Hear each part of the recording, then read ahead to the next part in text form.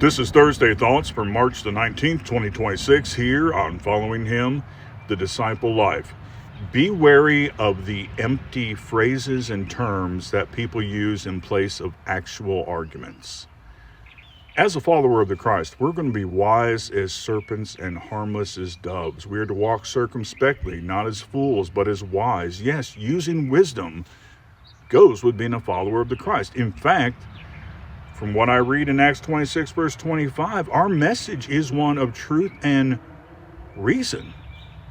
Being logical goes with being a follower of the Christ, despite what some may think.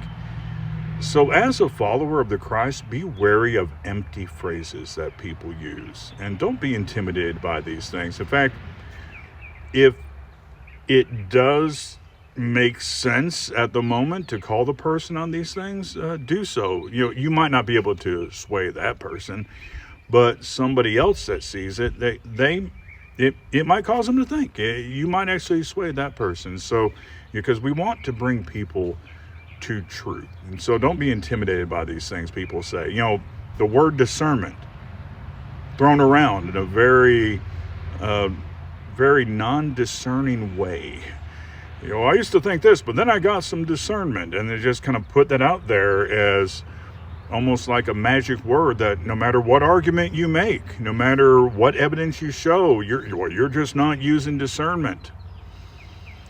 Things like, I can assure you. I ran into this one recently because this thing had come up again online, and you'll see this around Halloween, around Christmas, and definitely around Easter, where people are trying to make pagan connections between these major holidays. And there's really no evidence from any primary source that even Halloween that comes from paganism. That none of it does. I think the cornucopia, that does seem to maybe have some pagan origins, but outside of that, there's no good evidence for any of it coming from pagan religion. But every year you'll see people make these connections.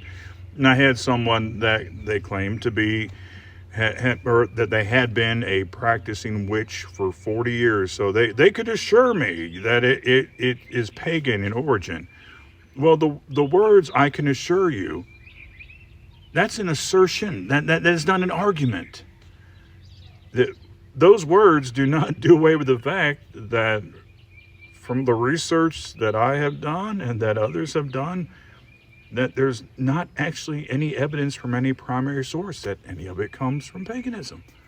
See, it's empty phrases that people are trying to use to win arguments. Well, everybody knows that. Well, the experts say, well, you can probably find an expert to back up your view somewhere in the world. But what does the actual information say? What does the actual evidence say?